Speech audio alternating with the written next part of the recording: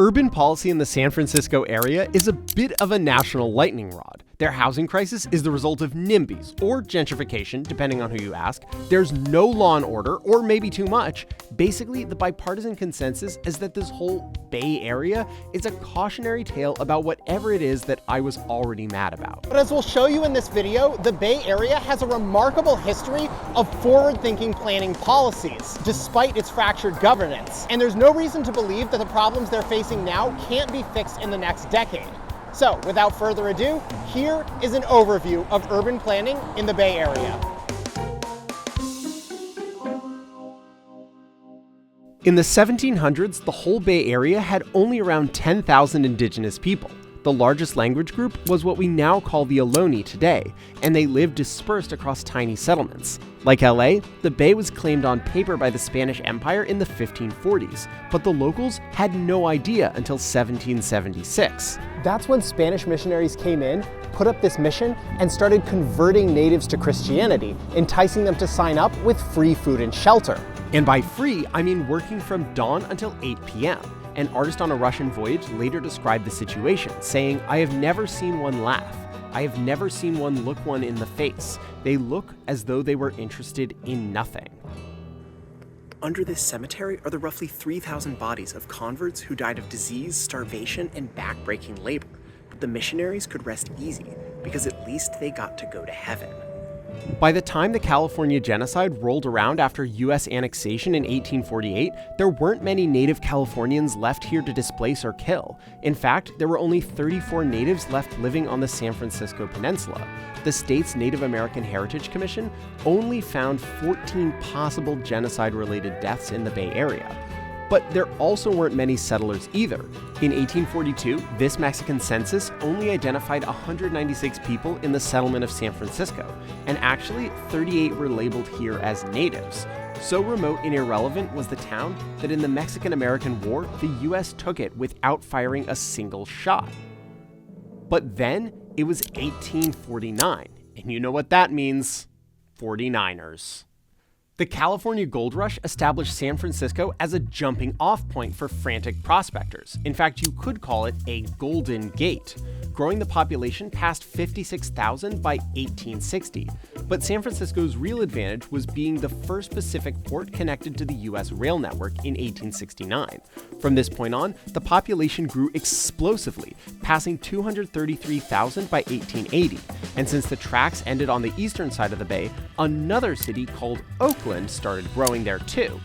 By 1900, the east and west sides of the bay had become the unrivaled industrial center of the American West. But if you know the local history, you know what happened next.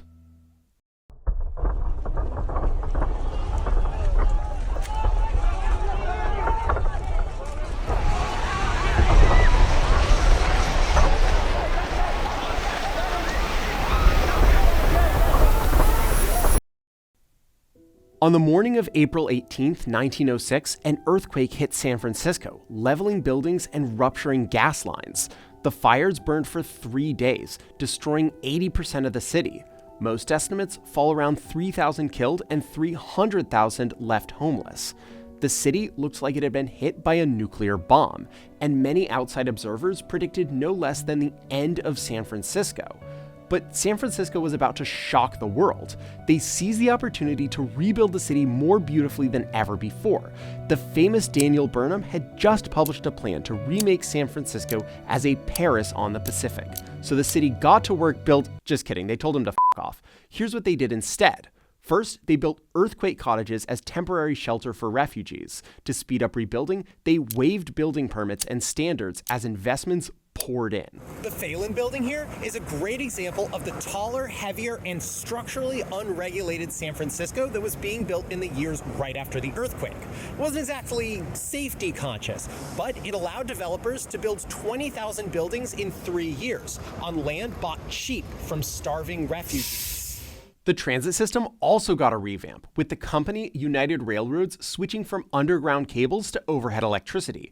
Aside from a couple really steep routes, the switch allowed for the faster and higher capacity transit system the city would need for the 20th century. Across the bay, the changes were even more dramatic. The earthquake had not been anywhere near as damaging in Oakland, but as a result, 150,000 refugees descended on the city, doubling Oakland's population. Oakland embraced their new big city status, building a dense downtown and building out their sewer and electrical system. The Key system, an interurban network connecting the East Bay, saw its biggest growth in the recovery years. And speaking of streetcars, San Francisco was about to start a new era in transit history. In 1909, voters authorized the city to start a municipal railway, which began slowly taking over private-operated streetcar lines across the city and building new infrastructure, like the famous Twin Peaks Tunnel. This was the nation's first government-owned transit system, and an early public takeover helped the streetcars avoid total destruction, like what happened in most other American cities. In the Great Depression, San Francisco really shined, completing the Golden Gate and Bay Bridges. Back then, the Bay Bridge's lower deck was reserved for fast and frequent Key system trains, decades before the BART tunnels. But after World War II, General Motors subsidiary National City Lines took over the Key system, ripped out the tracks, and you can probably guess what happened after that. Highways, sprawl, urban depopulation. San Francisco and Oakland both shrank slightly for 3 decades straight, and they both lost entire neighborhoods to highways too. But the Bay Area didn't suburbanize anywhere near as much as other American cities. So what was their secret? Well, getting in early on transit construction definitely helped stop them from turning into LA.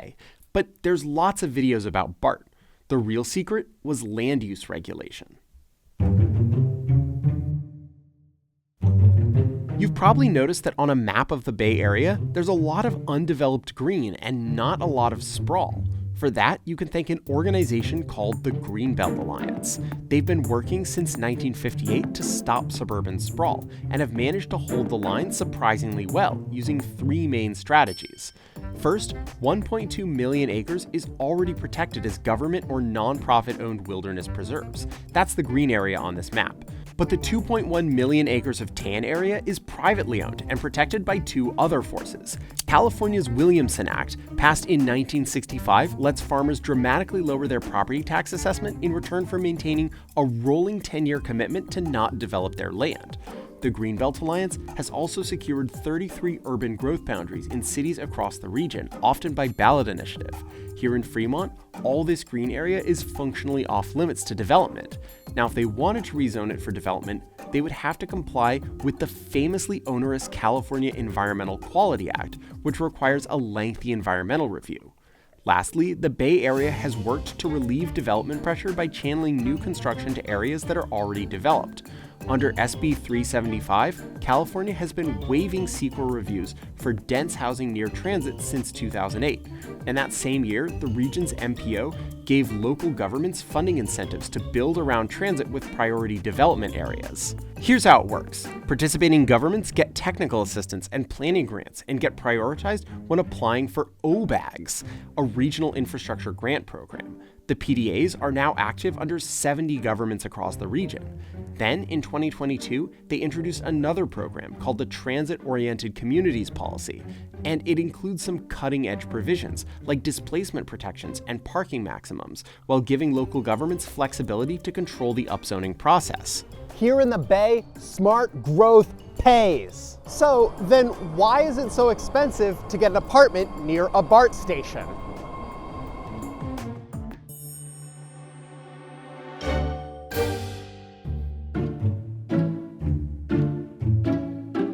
So I live in Los Angeles, and housing there is not cheap, but San Francisco's housing prices have always amazed me.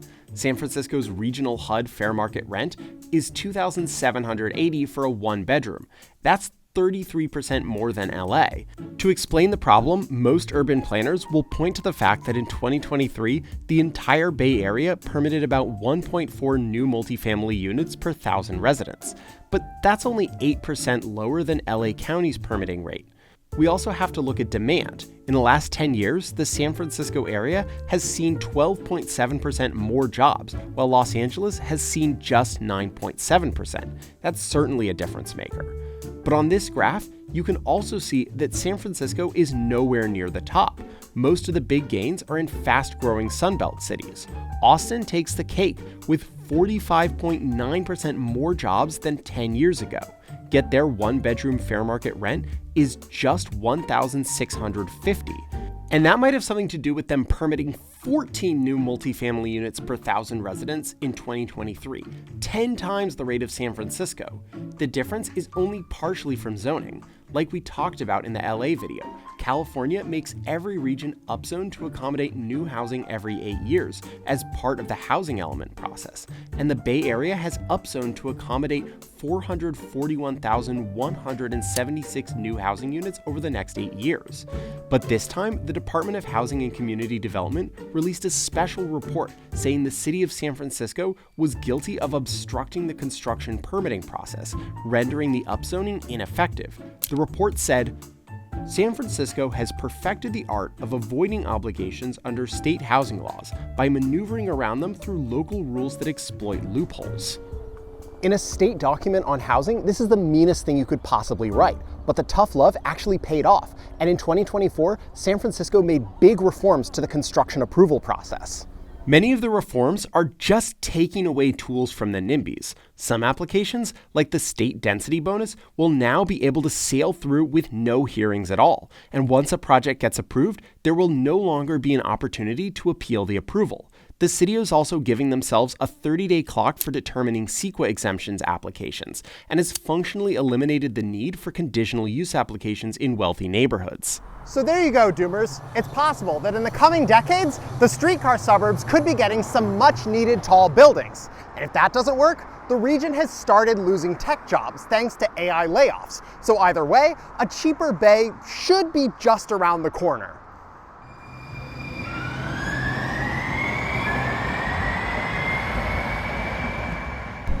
I'm going to end this video by talking about one of the most transformative transit projects probably of the last decade, the Caltrain electrification, which finished in summer 2024.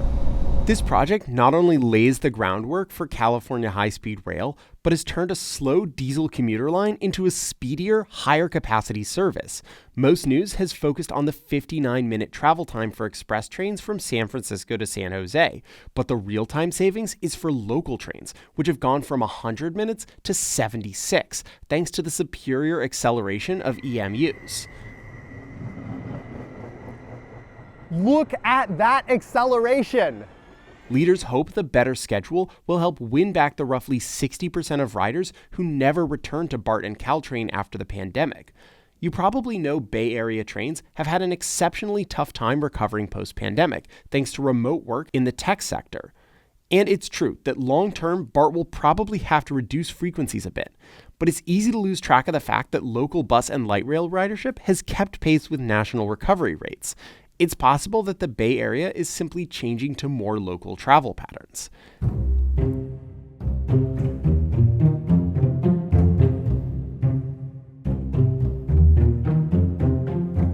It's very easy to point at this place and say, "Ha! What a disaster!" But local leaders know that $2,000 studio apartments aren't okay, and they are taking action to fix the problem.